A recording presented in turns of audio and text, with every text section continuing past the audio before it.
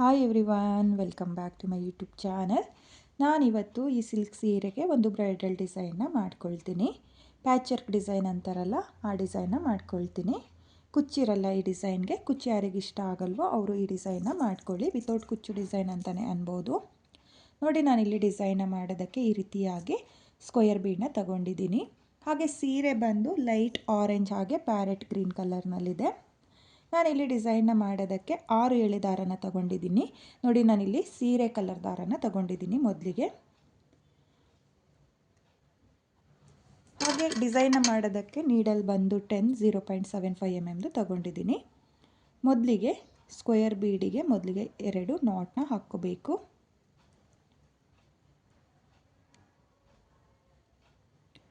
ನೋಡಿ, ಈ ರೀತಿಯಾಗಿ ಮೊದಲಿಗೆ 2 ನಾಟ್ನ ಹಾಕ್ಕೊಳ್ಳಿ. 2 ನಾಟ್ನ ಹಾಕಿ ಆದಮೇಲೆ ನೋಡಿ, ಇಲ್ಲಿ ಹೋಲ್ ಇರುತ್ತಲ್ಲ, ಹೋಲ್ನ ಪಕ್ಕದಲ್ಲಿ ನಾಟ್ನ ಹಾಕ್ಕೋಬೇಕು. ನಾಟ್ನ ಹಾಕಿ ಆದಮೇಲೆ ನಾಟ್ನ ಕೆಳಗಡೆ ಮೊದಲಿಗೆ ನೀಡಲ್ನ ಹಾಕ್ಕೊಳ್ಳಿ. ನೋಡಿ, ಈ ರೀತಿಯಾಗಿ ನೀಡಲ್ನ ಹಾಕಿ ದಾರನ ಎಳ್ಕೊಂಡು 1 2 ನೋಡಿ, ಈ ರೀತಿಯಾಗಿ 2 ಚೈನ್ನ ಹಾಕ್ಕೋಬೇಕು. 2 ಚೈನ್ನ ಹಾಕಿ ಆದಮೇಲೆ ನಿಡಲ್ ಮೇಲೆ ಒಂದ್ಸಲ ದಾರನ ಸುತ್ತಕೊಂಡು ಸ್ಕ್ವೇರ್ ಬೀಡ್ನ ಗ್ಯಾಪಿಗೆ ನಿಡಲ್ನ ಹಾಕಿ ದಾರನ ತಂದು 2 ದಾರನ 1 ಮಾಡ್ಕೊಳ್ಳಿ, ಮತ್ತು 2 ದಾರನ 1 ಮಾಡ್ಕೊಳ್ಳಿ. ನೋಡಿ, ನಾನಿಲ್ಲಿ ಸ್ಕ್ವೇರ್ ಬೀಡ್ನ ಗ್ಯಾಪಿಗೆ ಡಬಲ್ ಕ್ರೋಶೆ ಕಂಬನ ಮಾಡ್ಕೊಳ್ತಾ ಇದ್ದೀನಿ. ಮತ್ತೆ ನೀಡಲ್ ಮೇಲೆ ದಾರನ ತಗೊಂಡು ಸ್ಕ್ವೇರ್ ಬೀಡ್ನ ಗ್ಯಾಪಿಗೆ ಹಾಗೆ ಡಬಲ್ ಕ್ರೋಶೆ ಕಂಬನ ಮಾಡುವಾಗ ಈ ಎಕ್ಸ್ಟ್ರಾ ದಾರನು ನಾನು ಡಬಲ್ ಕ್ರೋಶೆ ಕಂಬಕ್ಕೆ ಸೇರಿಸ್ಕೊಳ್ತಾ ಇದ್ದೀನಿ. ನೋಡಿ, ಈ ರೀತಿಯಾಗಿ ಡಬಲ್ ಕ್ರೋಶೆ ಕಂಬನ ಮಾಡುವಾಗ ಈ ಎಕ್ಸ್ಟ್ರಾ ದಾರನ ಸೇರಿಸ್ಕೋಬೇಕು. ಮತ್ತೆ ನೀಡಲ್ ಮೇಲೆ ದಾರನ ತಗೊಂಡು ನಾನು ಸ್ಕ್ವೇರ್ ಬೀಡ್ನ ಗ್ಯಾಪಿಗೆ ನೀಡಲ್ನ ಹಾಕಿ ದಾರನ ತಂದು ಡಬಲ್ ಕ್ರೋಶೆ ಕಂಬನ ಮಾಡ್ಕೊಳ್ತಾ ಇದ್ದೀನಿ.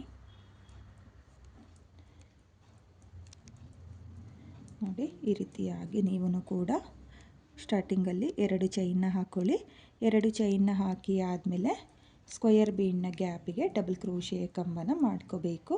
ನೋಡಿ, ಸ್ವಲ್ಪ ಡಬಲ್ ಕ್ರೋಶೆ ಕಂಬನ ಮಾಡಿ ಆದಮೇಲೆ ಈ ಎಕ್ಸ್ಟ್ರಾ ದಾರನ ಕಟ್ ಮಾಡ್ಕೊಳ್ಳಿ. ನೋಡಿ, ಈ ರೀತಿಯಾಗಿ ಕಟ್ ಮಾಡ್ಕೋಬೇಕು. ಕಟ್ ಮಾಡಿ ಆದಮೇಲೆ ಮತ್ತೆ ನಾನು ಸ್ಕ್ವೇರ್ ಬೀಡಿಗೆ ಡಬಲ್ ಕ್ರೋಶೆ ಕಂಬನ ಫಿಲ್ ಮಾಡ್ಕೊಳ್ತೀನಿ. ನಾನಿಲ್ಲಿ ಅರ್ಧ ಸ್ಕ್ವೇರ್ ಬೀಡಿಗೆ ಡಬಲ್ ಕ್ರೋಶೆ ಕಂಬನ ಮಾಡ್ಕೊಳ್ತೀನಿ.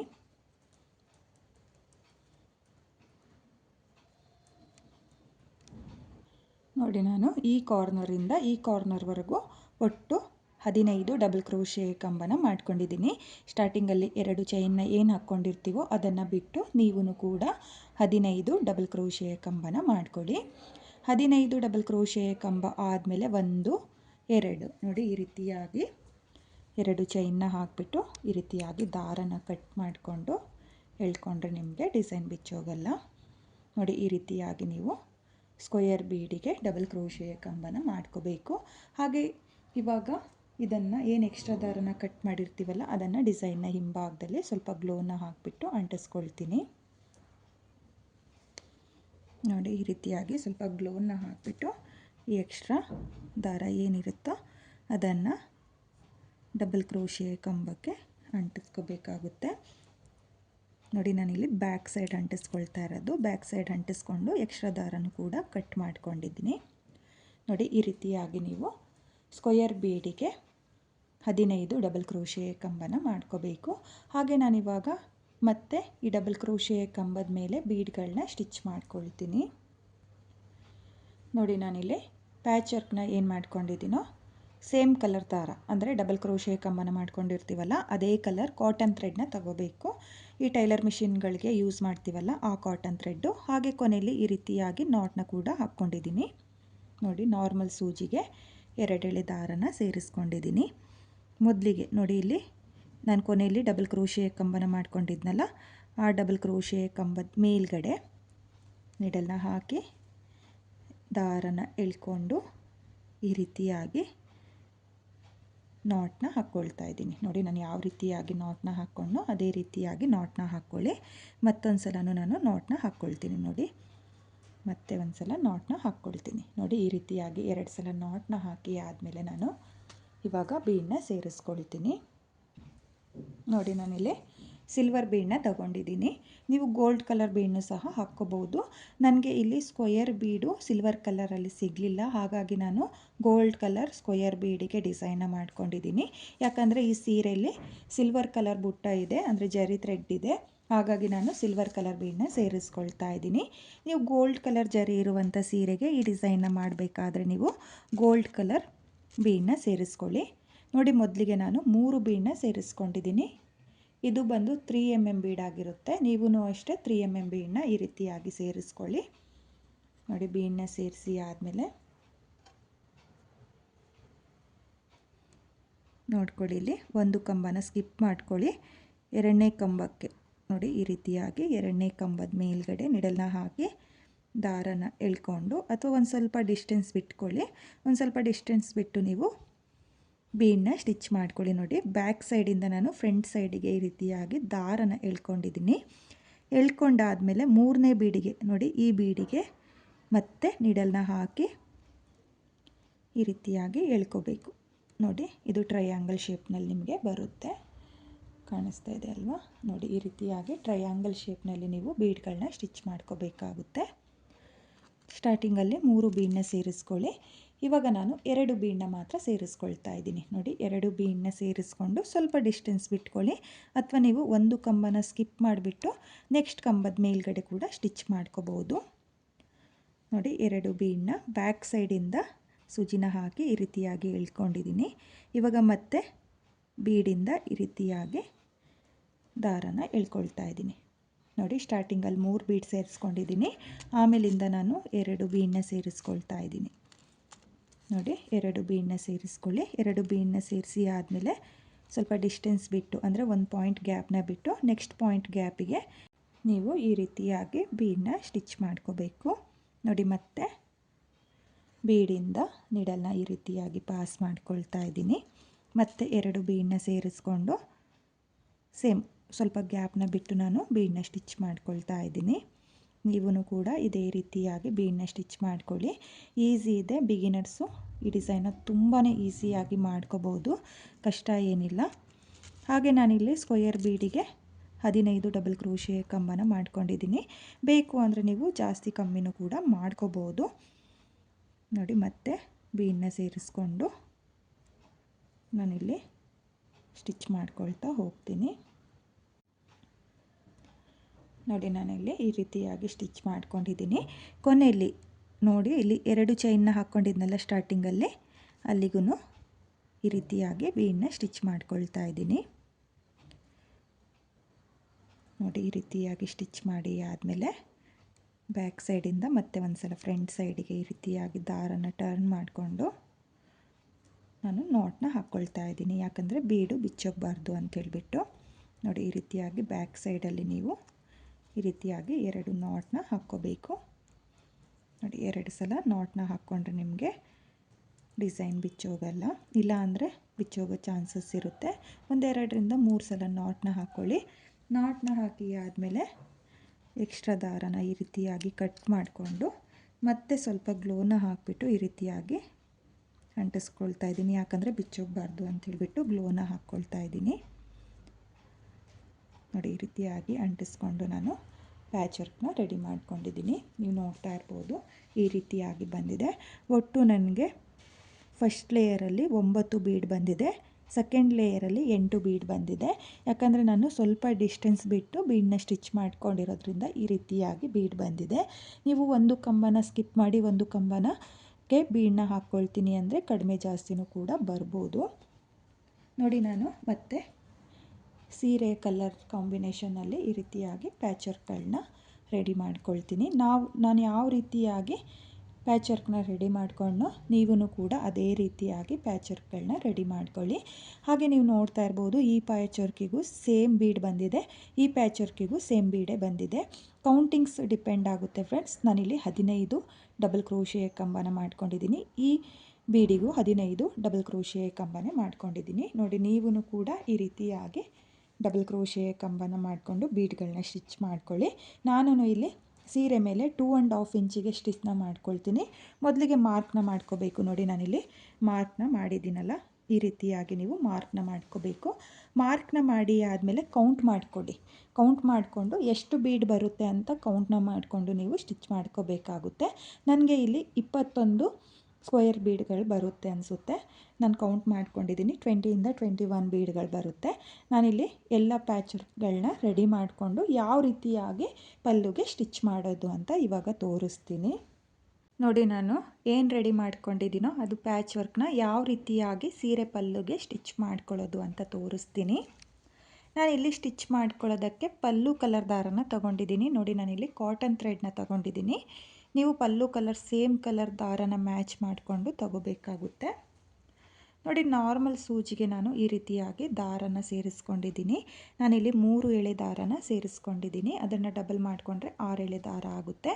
ಹಾಗೆ ಕೊನೆಯಲ್ಲಿ ಈ ರೀತಿಯಾಗಿ ನಾಟ್ನು ಕೂಡ ಹಾಕ್ಕೊಂಡಿದ್ದೀನಿ. ನೋಡಿ ನಾನಿಲ್ಲಿ 2.5 ಇಂಚಿಗೆ ಈ ರೀತಿಯಾಗಿ ಮಾರ್ಕ್ನ ಮಾಡ್ಕೊಂಡಿದ್ದೀನಿ. ಆಗಲೇ ಹೇಳಿರೋ ಥರ ನೀವೂ ಅಷ್ಟೇ ಎಷ್ಟು ಡಿಸ್ಟೆನ್ಸಿಗೆ ಬೇಕಾಗುತ್ತೋ ಅಷ್ಟು ಡಿಸ್ಟೆನ್ಸಿಗೆ ನೀವು ಪ್ಯಾಚ್ ವರ್ಕ್ಗಳನ್ನ ಸ್ಟಿಚ್ ಮಾಡ್ಕೋಬೇಕಾಗುತ್ತೆ. ನೋಡಿ ಈ ರೀತಿಯಾಗಿ ಪಲ್ಲು ಮೇಲ್ಗಡೆ, ನೋಡಿ ಪಲ್ಲು ಮೇಲ್ಗಡೆ ಅಂದರೆ ಜಿಗ್ಜಾಗ್ ಏನು ಮಾಡ್ಕೊಂಡಿರ್ತೀವಲ್ಲ ಅದ್ರ ಮೇಲ್ಗಡೆ ಬರೋ ಥರ ನೀವು ಪ್ಯಾಚ್ ವರ್ಕ್ನ ಇಟ್ಕೊಳ್ಳಿ. ಇಟ್ಕೊಂಡಾದಮೇಲೆ ಬ್ಯಾಕ್ ಸೈಡಿಂದ ಈ ರೀತಿಯಾಗಿ ಬ್ಯಾಕ್ ಸೈಡಿಂದ ಮೊದಲಿಗೆ ದಾರನ ಎಳ್ಕೋಬೇಕು. ದಾರನ ಎಳ್ಕೊಂಡು ಇಲ್ಲಿ ನಾನು ಆಗಲೇ ಹೇಳಿರೋ ಥರ ಹೋಲ್ ಏನಿದೆಯೋ ಅಲ್ಲಿಂದ ಸ್ಟಾರ್ಟ್ ಮಾಡಬೇಕಾಗುತ್ತೆ. ನೋಡಿ ಈ ರೀತಿಯಾಗಿ ನೀಡಲ್ನ ಹಾಕಿದರೆ ಅಂದರೆ ಸೂಜಿನ ಹಾಕಿದರೆ ನೀಟಾಗಿ ಪಾಸ್ ಆಗಬೇಕು. ಆ ರೀತಿಯಾಗಿ ನೀವು ಕಾರ್ನರ್ ಸೈಡಲ್ಲಿ ಡಿಸೈನ್ನ ಮಾಡ್ಕೋಬೇಕು. ನೋಡಿ ನಾನಿಲ್ಲಿ ಹೋಲ್ ಗ್ಯಾಪ್ ಏನಿದೆಯೋ ಅಲ್ಲಿಗೆ ನೀಡಲ್ನ ಹಾಕ್ಕೊಳ್ತಾ ಇದ್ದೀನಿ. ನೋಡಿ ಈ ರೀತಿಯಾಗಿ ಸೂಜಿನ ಪಾಸ್ ಮಾಡಿಕೊಂಡು ಸೀರೆಗೆ, ನೋಡಿ ಸೀರೆ ಮೇಲೆ ಜಿಗ್ಜಾಗ್ ಏನು ಮಾಡಿಸ್ಕೊಂಡಿರ್ತೀವಲ್ಲ ಅದ್ರ ಮೇಲ್ಗಡೆಯಿಂದ ಈ ರೀತಿಯಾಗಿ ಹಿಂಭಾಗಕ್ಕೆ ಸೂಜಿನ ಪಾಸ್ ಮಾಡ್ಕೊಳ್ತಾ ಇದ್ದೀನಿ. ನೋಡಿ ಪಾಸ್ ಮಾಡಿಕೊಂಡು ಮತ್ತೆ ಹಿಂಭಾಗದಿಂದ ಮತ್ತೆ ಮುಂಭಾಗಕ್ಕೆ ನೋಡಿ ನಾನು ಯಾವ ರೀತಿಯಾಗಿ ಸ್ಟಿಚ್ ಮಾಡ್ಕೊಳ್ತಾ ಇದ್ದೀನೋ ಅದೇ ರೀತಿಯಾಗಿ ನೀವು ಸ್ಟಿಚ್ ಮಾಡ್ಕೊಳ್ಳಿ. ನೋಡಿ ಮತ್ತೆ ಬೀಡ್ನ ಹೋಲಿಂದ ಅಂದರೆ ಹೋಲ್ ಗ್ಯಾಪ್ ಏನಿರುತ್ತೋ ಅಲ್ಲಿಂದ ಸೂಜಿನ ಪಾಸ್ ಮಾಡ್ಕೊಳ್ತಾ ಇದ್ದೀನಿ. ನೋಡಿ ಸೂಜಿನ ಪಾಸ್ ಮಾಡಿಕೊಂಡು ಈ ರೀತಿಯಾಗಿ ಎಳ್ಕೋಬೇಕು. ಎಳ್ಕೊಂಡಾದಮೇಲೆ ಮತ್ತೆ ಸೀರೆಗೆ ಸ್ಟಿಚ್ ಮಾಡ್ಕೋಬೇಕು. ನೋಡಿ ಈ ರೀತಿಯಾಗಿ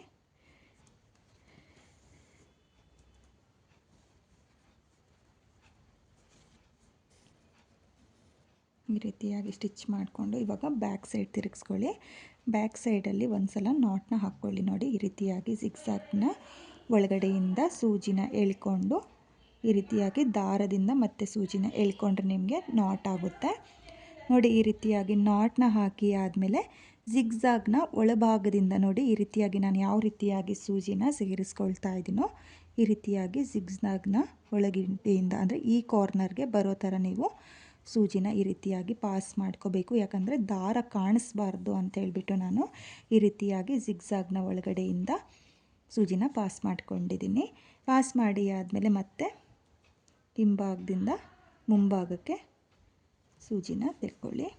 ನೋಡಿ ಈ ರೀತಿಯಾಗಿ ತೆಕ್ಕೊಂಡು ಈ ಕಾರ್ನರ್ನು ಕೂಡ ನಾನು ಸ್ಟಿಚ್ ಮಾಡ್ಕೊಳ್ತೀನಿ. ನೋಡಿ ಇವಾಗ ಏನು ಹೋಲ್ ಗ್ಯಾಪ್ ಇರುತ್ತೋ ಆ ಹೋಲ್ ಗ್ಯಾಪಿಂದ ಈ ರೀತಿಯಾಗಿ ಸೂಜಿನ ಪಾಸ್ ಮಾಡಿಕೊಂಡು ನೋಡಿ ಈ ರೀತಿಯಾಗಿ ಪಾಸ್ ಮಾಡಿಕೊಂಡು ನಾನು ಸ್ಟಿಚ್ನ ಮಾಡ್ಕೊಳ್ತಾ ಇದ್ದೀನಿ. ನೋಡಿ ನಾನು ಯಾವ ರೀತಿಯಾಗಿ ಸ್ಟಿಚ್ ಮಾಡ್ಕೊಳ್ತಾ ಇದ್ದೀನೋ ಆ ಎರಡು ಕಾರ್ನರ್ ಸೈಡನ್ನು ನೀವು ಸೇಮ್ ಸ್ಟಿಚ್ ಮಾಡ್ಕೊಳ್ಳಿ. ನೋಡಿ ಮತ್ತೆ ನಾನು 2 ಟೈಮ್ಸು ಸ್ಟಿಚ್ ಮಾಡ್ಕೊಳ್ತಾ ಇದ್ದೀನಿ. ಯಾಕಂದರೆ ಬಿಚ್ಕೋಬಾರ್ದು ಅಂತ ಹೇಳಿಬಿಟ್ಟು ನಾನಿಲ್ಲಿ ಸೀರೆಯ ಕಲರ್ ಕಾಂಬಿನೇಷನ್ನಲ್ಲಿ ಪ್ಯಾಚ್ ವರ್ಕ್ನ ತಗೊಂಡಿದ್ದೀನಿ. ನೀವು ಮಲ್ಟಿ ಕಲರ್ನಲ್ಲೂ ಕೂಡ ಮಾಡ್ಕೋಬೋದು ಅಥವಾ ನಾನು ಕಾಂಬಿನೇಷನಲ್ಲಿ ಯಾವ ರೀತಿಯಾಗಿ ಮಾಡಿದ್ದೀನೋ ಆ ಥರನೂ ಕೂಡ ಮಾಡ್ಕೋಬೋದು. ಅಥವಾ ಸೆಲ್ಫ್ ಕಲರ್ ಸೀರೆಗಳಿಗೂ ಸಹ ನೀವು ಡಿಸೈನ್ನ ಮಾಡ್ಕೋಬೋದು. ನೋಡಿ ಇವಾಗ ಮತ್ತೆ ಡಿಸೈನ್ನ ಉಲ್ಟಾ ತಿರುಗಿಸ್ಕೊಂಡು ಅಂದರೆ ಪಲ್ಲುನ ಉಲ್ಟಾ ತಿರುಗಿಸ್ಕೊಂಡು ಜಿಗ್ಜಾಗ್ ಏನು ಮಾಡಿಸಿರ್ತೀವಲ್ಲ ಅಲ್ಲಿಗೆ 1-2 ನಾಟ್ನ ಹಾಕ್ಕೊಳ್ತಾ ಇದ್ದೀನಿ. ನೋಡಿ ಈ ರೀತಿಯಾಗಿ ಒಂದೆರಡು ನಾಟ್ನ ಹಾಕ್ಕೊಂಡ್ರೆ ನಿಮಗೆ ಟೈಟಾಗಿರುತ್ತೆ, ಸೆಕ್ಯೂರ್ ಇರುತ್ತೆ ಅಂತೇಳ್ಬಿಟ್ಟು ಈ ರೀತಿಯಾಗಿ 2 ನಾಟ್ನ ಹಾಕ್ಕೊಳ್ತಾ ಇದ್ದೀನಿ. ನೋಡಿ 2 ನಾಟ್ನ ಹಾಕಿಬಿಟ್ಟು ಮತ್ತೆ ಜಿಗ್ಸಾಗಿಂದ ಈ ರೀತಿಯಾಗಿ ಸೂಜಿನ ಪಾಸ್ ಮಾಡ್ಕೊಳ್ತಾ ಇದ್ದೀನಿ. ಯಾಕಂದರೆ ದಾರ ಕಾಣಿಸ್ಬಾರ್ದು ಅಂತೇಳ್ಬಿಟ್ಟು ಈ ರೀತಿಯಾಗಿ ನಾನು ಜಿಗ್ಸಾಗಿಂದ ಆಚೆ ಎಳ್ಕೊಳ್ತಾ ಇದ್ದೀನಿ. ಎಳ್ಕೊಂಡಾದಮೇಲೆ ಎಕ್ಸ್ಟ್ರಾ ದಾರ ಏನಿರುತ್ತೋ ಅದನ್ನು ಟ್ರಿಮ್ ಮಾಡ್ಕೊಳ್ಳಿ. ನೋಡಿ ಈ ರೀತಿಯಾಗಿ ಟ್ರಿಮ್ ಮಾಡಿಕೊಂಡ್ರೆ ನಿಮಗೆ ಟೈಟಾಗಿ ಪ್ಯಾಚ್ ವರ್ಕ್ಗಳು ಬರುತ್ತೆ. ನೋಡಿ ಈ ರೀತಿಯಾಗಿ ನೀವು ಪ್ಯಾಚ್ ವರ್ಕ್ಗಳನ್ನ ಫುಲ್ ಸೀರೆಗೆ ಸ್ಟಿಚ್ ಮಾಡ್ಕೊಳ್ಳಿ. ನಾನು ಫುಲ್ ಸೀರೆಗೆ ಸ್ಟಿಚ್ ಮಾಡ್ಕೊಳ್ತೀನಿ. ಹಾಗೆ ನಿಮಗೆ ಈ ಮಿಡಲಲ್ಲಿ ಬೀಡ್ ಬೇಕು ಅಂದರೆ ನೀವು ಇದು ಏನು ಪಾಸ್ ಮಾಡ್ಕೊಳ್ತೀರಲ್ಲ, ಹೋಲ್ ಗ್ಯಾಪಿಂದ ಪಾಸ್ ಮಾಡಿಕೊಂಡು ಒಂದು ಬೀಡನ್ನ ಸೇರಿಸ್ಕೊಂಡು ಈ ಹೋಲಿಂದ ಪಾಸ್ ಮಾಡಿಕೊಂಡ್ರೆ ನಿಮಗೆ ಇನ್ನರ್ ಸೈಡು ಒಂದು ಬೀಡ್ ಬರುತ್ತೆ. ನೋಡಿ ಬೀಡ್ ಬೇಕು ಅನ್ನೋರು ಆ ರೀತಿ ಸ್ಟಿಚ್ ಮಾಡ್ಕೊಳ್ಳಿ. ಇದು ಬೀಡ್ ಬೇಡ ಅಂದಿದ್ರು, ಹಾಗಾಗಿ ನಾನು ಈ ರೀತಿಯಾಗಿ 2 ಕಾರ್ನರ್ ಸೈಡನ್ನು ಕೂಡ ಸ್ಟಿಚ್ ಮಾಡ್ಕೊಂಡಿದ್ದೀನಿ. ಬನ್ನಿ ಇವಾಗ ನಾನು ಫುಲ್ ಸೀರೆಗೆ ಸ್ಟಿಚ್ ಮಾಡಿ ಯಾವ ರೀತಿಯಾಗಿ ಡಿಸೈನ್ ಕಾಣಿಸುತ್ತೆ ಅಂತ ತೋರಿಸ್ತೀನಿ. ಈ ಡಿಸೈನ್ನ ನಾನು ಕಂಪ್ಲೀಟ್ ಮಾಡ್ಕೊಂಡಿದ್ದೀನಿ, ನೀವು ನೋಡ್ತಾ ಇರಬಹುದು. ನಾನಿಲ್ಲಿ 2.5 ಇಂಚಿಗೆ ಒಂದೊಂದು ಟ್ಯಾಸಲ್ಸ್ಗಳನ್ನ ಸ್ಟಿಚ್ ಮಾಡ್ಕೊಂಡಿದ್ದೀನಿ. ನೀವು ಕೂಡ ಇದೇ ರೀತಿಯಾಗಿ ಟ್ಯಾಸಲ್ಸ್ಗಳನ್ನ ಸ್ಟಿಚ್ ಮಾಡ್ಕೊಳ್ಳಿ. ತುಂಬಾ ಚೆನ್ನಾಗಿ ಕಾಣಿಸ್ತಾ ಇದೆ ಫ್ರೆಂಡ್ಸ್, ತುಂಬಾ ನೀಟ್ ಫಿನಿಶಿಂಗ್ ಬಂದಿದೆ. ಸ್ಟಿಚ್ ಮಾಡುವಾಗಲೂ ಅಷ್ಟೇ ನಾನು ನೀಟಾಗೆ ದಾರಗಳು ಕಾಣಿಸ್ಬಾರ್ದು ಅಂತೇಳ್ಬಿಟ್ಟು ಜಿಗ್ಜಾಗ್ನ ಒಳಗಡೆ ಸೂಜಿನ ಹಾಕಿಬಿಟ್ಟು ನಾನು ಸ್ಟಿಚ್ ಮಾಡ್ಕೊಂಡಿದ್ದೀನಿ. ತುಂಬಾ ಚೆನ್ನಾಗಿ ಬಂದಿದೆ. ಫಿನಿಶಿಂಗು ಅಷ್ಟೇ. ನೀವೂ ಕೂಡ ಇದೇ ರೀತಿಯಾಗಿ ಡಿಸೈನ ಟ್ರೈ ಮಾಡಿ. ಹಾಗೆ ನಿಮಗೆ ಇಲ್ಲಿ ಮಿಡಲಲ್ಲಿ ಅಂದರೆ 2 ಪ್ಯಾಚ್ ವರ್ಕ್ನ ಮಧ್ಯೆ ಏನು ಗ್ಯಾಪ್ ಇದೆಯೋ ಅಲ್ಲಿಗೆ ಕುಚ್ಚುಗಳನ್ನೂ ಸಹ ಕಟ್ಕೋಬಹುದು. ಒಂದೊಂದು ಕುಚ್ಚುಗಳನ್ನ ಕಟ್ಕೊಂಡ್ರೂ ತುಂಬಾ ಚೆನ್ನಾಗಿ ಕಾಣಿಸುತ್ತೆ. ನೀವೂ ಕೂಡ ಈ ಡಿಸೈನ್ನ ಟ್ರೈ ಮಾಡಿ. ಬಿಗಿನರ್ಸು ಕೂಡ ಈ ಡಿಸೈನ್ನ ತುಂಬಾ ಈಸಿಯಾಗಿ ಮಾಡ್ಕೋಬೋದು, ಕಷ್ಟ ಏನಿಲ್ಲ. ಬಿಗಿನರ್ಸು ಕೂಡ ಟ್ರೈ ಮಾಡ್ತೀವಿ ಅಂದರೆ ಈ ಡಿಸೈನ್ನ ಟ್ರೈ ಮಾಡಿ. ಹಾಗೆ ಇಲ್ಲಿ ಕ್ರೋಶಾ ವರ್ಕ್ನ ಮಾಡಬೇಕಾದ್ರೆ ನೀವು ಸ್ಕ್ವೇರ್ ಬೀಡನ್ನ ಸ್ವಲ್ಪ ಸ್ಮೂತಾಗಿ ಹಿಡ್ಕೊಂಡು ನೀವು ಡಿಸೈನ್ನ ಮಾಡ್ಕೊಳ್ಳಿ, ಯಾಕಂದರೆ ಮುರಿದೋಗೋ ಚಾನ್ಸಸ್ ಇರುತ್ತೆ. ತುಂಬಾ ಚೆನ್ನಾಗಿ ಬಂದಿದೆ ಫ್ರೆಂಡ್ಸ್. ಹಾಗೆ ನಾನು ಈ ಡಿಸೈನ್ಗೆ ಪ್ರೈಸ್ ಬಂದು 800 ಚಾರ್ಜ್ ಮಾಡ್ಕೊಂಡಿದ್ದೀನಿ. ನಿಮ್ಮ ಪ್ಲೇಸಸ್ ಮೇಲೆ ಡಿಪೆಂಡ್ ಆಗುತ್ತೆ. ಕಡಿಮೆ ಜಾಸ್ತಿ ನೋಡಿಕೊಂಡು ನೀವು ಈ ಡಿಸೈನ್ಗೆ ಪ್ರೈಸ್ನ ಮಾಡ್ಕೊಳ್ಳಿ. ತುಂಬಾ ಚೆನ್ನಾಗಿದೆ. ಕಲರ್ ಕಾಂಬಿನೇಷನಲ್ಲೂ ಕೂಡ ಟ್ರೈ ಮಾಡೋರು, ಅಥವಾ ನಾವು ಸೆಲ್ಫ್ ಕಲರ್ನಲ್ಲೇ ಟ್ರೈ ಮಾಡ್ತೀವಿ ಅಂದರೆ ಸೆಲ್ಫ್ ಕಲರ್ನಲ್ಲೂ ಕೂಡ ಈ ಡಿಸೈನ್ನ ಟ್ರೈ ಮಾಡಿ. ಇವಾಗ ಮೈಸೂರು ಕ್ರೇಪ್ ಸಿಲ್ಕ್ ಅಂಥದ್ದು ಬರ್ತಾ ಇದೆಯಲ್ಲ, ಅಂಥ ಸೀರೆಗಳಿಗೆ ತುಂಬಾ ಚೆನ್ನಾಗಿ ಕಾಣಿಸುತ್ತೆ. ಹಾಗೆ ಇವತ್ತಿನ ಈ ಡಿಸೈನು ನಿಮಗೆಲ್ಲ ಇಷ್ಟ ಆಗಿದೆ ಅಂದ್ಕೊಂಡಿದ್ದೀನಿ. ಇಷ್ಟ ಆಗಿದ್ದರೆ ಯಾರು ನನ್ನ ವಿಡಿಯೋನ ನೋಡ್ತಾ ಇದ್ದೀರೋ, ನನ್ನ ಚಾನಲ್ನ ಸಬ್ಸ್ಕ್ರೈಬ್ ಮಾಡ್ದಲೇ ನೋಡ್ತಾ ಇದ್ದರೆ ನನ್ನ ಚಾನಲ್ನ ಸಬ್ಸ್ಕ್ರೈಬ್ ಮಾಡ್ಕೊಳ್ಳಿ. ಹೊಸಬ್ರು ಯಾರಾದರೂ ನನ್ನ ವಿಡಿಯೋನ ನೋಡ್ತಾ ಇದ್ದರೆ ನನ್ನ ಚಾನಲ್ನ ಸಬ್ಸ್ಕ್ರೈಬ್ ಮಾಡಿಕೊಂಡು ನನ್ನ ವಿಡಿಯೋಗೆ ಒಂದು ಲೈಕ್ನ ಕೊಡೋದನ್ನು ಮಾತ್ರ ಮರಿಬೇಡಿ.